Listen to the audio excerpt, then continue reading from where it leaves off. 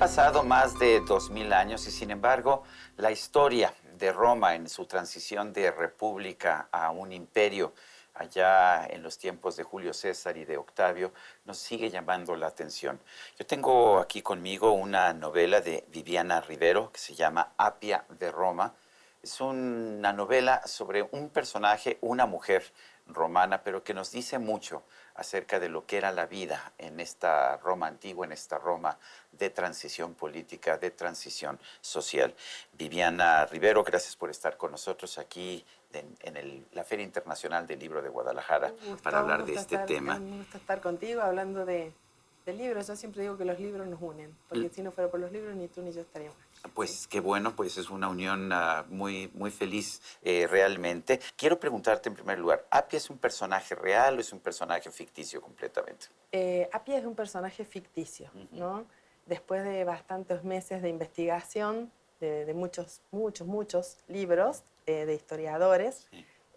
yo dije, creo que puede existir una Apia, porque yo estaba estudiando de esas primeras mujeres, esas pioneras que intentaban comerciar y que tímidamente aparecían y comerciaban, a pesar de que no se las dejaba entrar a las reuniones de los hombres, que era donde se tomaban las decisiones, ¿no? De el precio de la mercadería, de qué puerto iba a zarpar el barco, pero ellas se las arreglaban para sacar la información de alguna parte.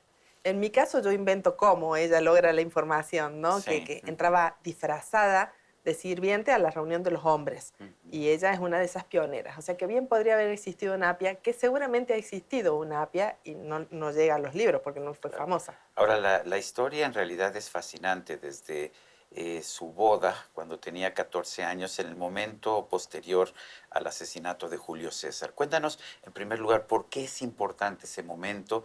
Hay quien lo plantea como pues ya el fin de la República ya definitivamente. Sí, yo creo que fue como el primer peldaño importante para el fin de la República y ellos creían que no, ¿no? Sí. Los senadores asesinan Ellos a pensaban Julio que César. estaban matando Sí, al quien germen. quería, Sí. a quien quería convertirse en emperador. Y sin embargo eso fue el pie para que venga el verdadero primer emperador luego, ¿no? Octavio, Sí, sí. sí. Pero a ver, cuéntanos en primer lugar, ese momento es importante, pero también el padre de Apia decide casarla a los Sí. 14 años por el riesgo que está corriendo su familia. Sí, vamos a contar que el libro comienza con una Apia de 23 años que su esclava la despierta y le dice, ama, despierte, su marido muerto. Ella tiene 23 años, pero en realidad hace 9 que está casada, desde los 14 años, porque su padre estuvo presente en lo que fue el asesinato de Julio César, porque era uno de los senadores que eran del bando contrario. Y cuando él ve eso, huye, ¿no? Y dice, ahora vienen por mí, ahora me van a matar a mí. Se va a su casa, que quedaba en la parte alta, en el Palatino, donde eran las casas grandes y lujosas, abre la puerta y la ve a su esposa y descubre que dice, ella está enferma. Y piensa, ¿y si a mi esposa le pasa algo? ¿Y si a mí me matan? ¿Qué va a suceder con Apia, su hija de 14 años, su única hija? Y ahí es que decide casarla, porque para una romana era muy grave estar sola, porque siempre tenía que representarla o el padre o el marido, y si no, un tutor masculino, porque jurídicamente hablando era una eterna niña, la romana. Y si quedabas en manos de esos tutores contratados, ellos se quedaban casi siempre con la herencia. Es que parecería una crueldad que su padre la case con un hombre muy mayor, sin embargo era una forma de protegerla. Era una forma de protegerla. Entonces vemos una Apia de 23 años que cada tanto recuerda. Y recuerda cómo fue su noche de boda, recuerda por qué la casaron, recuerda por qué se hizo real ese dicho que habla de que el destino de una patria, de una tierra, termina marcando el destino de las personas que viven en ella, como le pasa a Apia. Por el asesinato de Julio César la casan con un hombre 30 años mayor. Pero vamos a descubrir que esta Apia, a los 23, comienza la nueva vida de ella, que es esa vida de poder comerciar, de vivir una historia de amor por primera vez en su vida, porque no ha estado enamorada de su marido, y de una gran amistad con esta esclava que es Funilla. Ella la casan con Salvio, pero el momento en que Salvio muere es el hijo de Salvio, Senecio. Senecio quien asume pues la patria potestad, el control, la propiedad sobre Apia. Es que él intenta, ¿no? Él intenta, pero no puede porque su papá, las mujeres las podían casar con Manu, sine Manu. Sine Manu es el caso de Apia, que es que queda dependiendo de la familia del padre. Con Manu era, toma le decían al esposo, es toda tuya con todos sus derechos. En el caso de Apia, había sido casada sin Emanu, o sea, iba a depender del padre, pero el padre había fallecido, entonces este hijastro este hermanastro de ella sería, ¿no? Sí. Intentaba gobernarla, pero ella tenía derecho a un tutor por ley, porque la romana que pasaba Bueno, más 3 que noches... hermanastro, ella era en realidad la madrastra de él, ¿no? Por Bueno, sí, era estrictamente como, hablando. sí, Pero la sí, patria potestad o el control de la casa, el jefe de la familia en ese momento era Senecio era ya, Senecio. su hijastro. Pero el padre la había casado sin Emanu, entonces eso Sí. le daba la posibilidad a ella de nombrar un tutor, que es lo que hace Apia. Una mujer necesitaba siempre un hombre, Sí. pero ya un tutor pago era otra cosa, porque se le pagaba por un trabajo. Hazme esto y yo te pagaré tanto. Entonces le daba un poco más de libertad, que es lo que Apia logra a partir de ese momento, pero siempre va a estar Senecio molestándola, Claro. este hombre. ¿Cómo se convierte en comerciante en un momento en que, pues sí, todos los comerciantes eran hombres, porque además implicaba llevar a cabo transacciones con hombres, que supuestamente la mujer no podía hacer? Cuéntanos cómo se convierte en comerciante. Bueno, yo de lo que investigué, venían apareciendo las primeras mujeres que comerciaban. Tenían que hacerlo a través de un tutor y no podía ser cualquiera, tenía que ser una viuda o una mujer que a su padre había fallecido y no se había casado.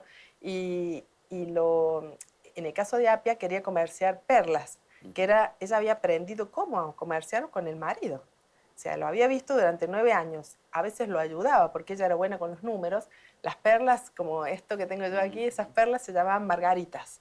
Las margaritas eran un comercio floreciente en Roma. Yo cuento mucho acerca de eso porque las perlas venían, les gustaba mucho al romano. El romano era muy consumista y venían de Asia, de China, venían de toda Europa. Algunas eran pequeñas, grandes, rojizas, blancas. Pensemos que el propio Pompeyo, cuando entra después de un gran triunfo, traía un retrato enorme de él hecho en perlas, ¿no? Estaba muy de moda. Bueno, y Apia lo que quiere es vender esto y lo logra porque legalmente puede hacerlo a través de un tutor, pero necesita la información de los hombres. Y ella está descorazonada pensando cómo voy a hacer para conseguir esa información, y a su esclava se le ocurre que entren a ese lugar disfrazadas de sirvientes, disfrazadas de fregonas de ollas. Dice, vamos a fregar las ollas, y entonces ella, a partir de aquí el libro es casi un thriller, porque es, bueno, las van a descubrir, no las van a descubrir, saca toda la información, nadie se explica cómo ellas, de dónde conoce toda la información, de qué barco zarpa la mercadería.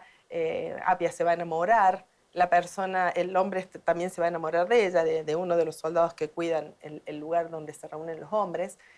No va a saber que ella es una señora de la aristocracia, cree que es una sirviente, y entonces vive ella continuamente en esa mentira y en ese engaño. Y creo que la única tabla salvadora que tiene siempre es Furnilla, que es una esclava de la misma edad que ella, que se la regaló su marido al poco tiempo de casados para que le haga compañía. O sea, son dos mujeres que se conocieron a los 14 años y tienen 23 cuando ya tienen una confianza de amigas, porque de eso habla el libro, ¿no? De hecho, hay una agresión sexual en contra de las dos, De ¿no? ambas. Siendo ella esposa de Salve, Sí, de sí. su esposo. Cuéntanos de eso, es una escena muy dramática. Sí, es una escena muy dramática. Era propia de la sexualidad que se vivía en Roma. Ayuda mucho a entender, ese segmento me parece ayuda a entender precisamente cómo se entendía la sexualidad incluso dentro del matrimonio. Sí, ¿Nos sí, cuentas? sí, sí, sí. Yo trato de mostrar en el libro porque es un área que nos llama la atención y que nos interesa entenderlo cómo funcionaban. Pensemos que es antes de Cristo, o sea que no había muchos límites, no había límite de ninguna clase. Lo único que daba un límite en la sexualidad del romano era el hecho de que una unión de un hombre y una mujer diera a luz los ciudadanos romanos, que era lo más respetado, ¿no? Pero el amor iba por un carril, la sexualidad iba por otra.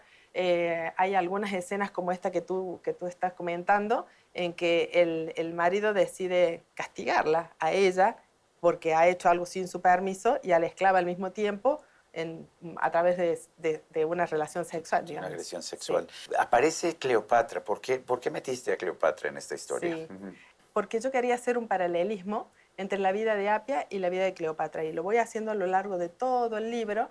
voy contando cómo ambas son educadas parecidas, pero son contemporáneas. En algún punto del libro se van a tocar, se van a encontrar ellas, van a estar en los mismos lugares. Y ambas habían sido educadas para ser mujeres fuertes. La mamá de Apia la educaba, sabiendo lo que se venía, la educaba, casi le había enseñado un truco psicológico que Apia lo usaba mucho, que era volverse insensible. Cuando algo era muy malo para ella, era volverse insensible, pero Apia descubre con el tiempo que si ella no siente lo malo, tampoco siente lo bueno. Y es que ahí ella hace un quiebre, que no lo hace Cleopatra. Cleopatra sigue siendo fuerte y nunca se vuelve flexible. Dicen que las personas más longevas del planeta tienen la característica de ser flexibles. Son aquellas que han aprendido a aceptar lo que no va a cambiar. Bueno, y Cleopatra tuvo, pues ahora sí que fue amante de Julio César y después de Marco Sí, que Antonio, y es bueno, es una muy historia interesante, sí. muy singular en realidad. Y hay otro personaje, si estamos hablando de esa época, que es crucial, que es Octavio, posteriormente Augusto. Apia lo conoce, Apia tiene una relación con él, cuéntanos. Bueno, Octavio, que iba a ser el primer emperador, se conocían con Apia desde pequeños, pero Octavio era un hombre muy poderoso. Cuando muere Julio César, él es nombrado heredero, entonces él mueve sus hilos de poder. Hijo de Atia. Hijo de Atia.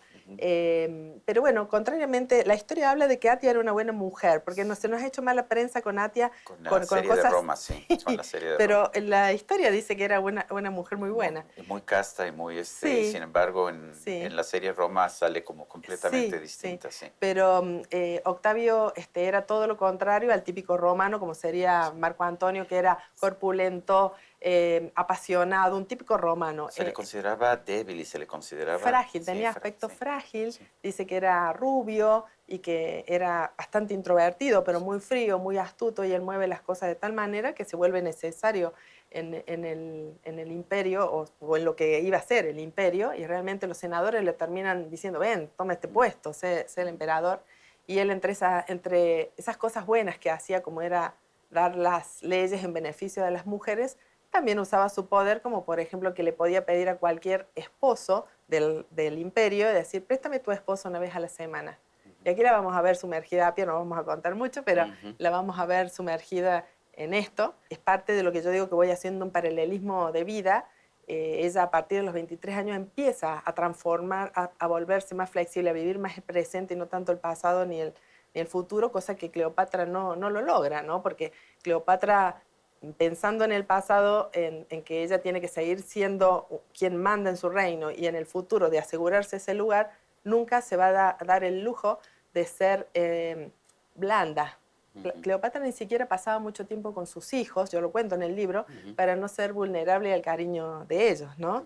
Ella manejaba 7 idiomas, era la única de su dinastía que manejaba el idioma del pueblo, manejaba todo lo que era el comercio exterior, estrategias militares. Yo creo que eso la volvía muy interesante para los dos hombres romanos poderosos que tuvo, porque si vemos el reino egipcio al lado de Roma, y Roma avanzando y tomando todos los territorios, ¿y por qué no Egipto? Sí, lo podía hacer suyo también, pero era porque estaba Cleopatra siempre respaldada y unida con un romano poderoso, que es lo que yo voy contando a lo largo del libro, porque Cleopatra no le daba una noche de pasión a estos hombres, Cleopatra le daba la vida, tenía hijos, tuvo hijos con los dos, era como una verdadera esposa, ¿no?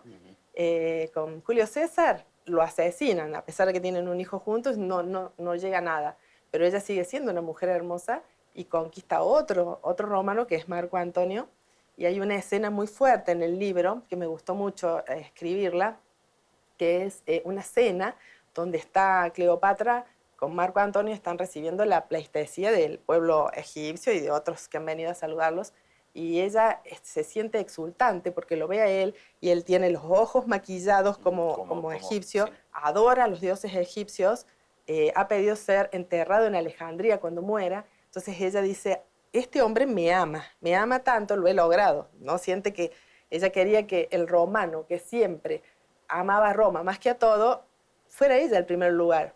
Pero esa misma noche, en esa cena, cae en la cuenta de que sí, él se ha vuelto egipcio y ya Roma no lo va a respetar y van a venir por su reino. Que eso es lo que pasó efectivamente. Claro. Viviana Rivero, gracias por invitarnos a leer Apia de Roma. Y a usted, amigo, que al vernos y escucharnos hace posible este programa, se lo agradezco también. Esto es todo por hoy, pero no se lo olvide. Nos Gracias. vemos la próxima. Gracias Muchas a ti. gracias.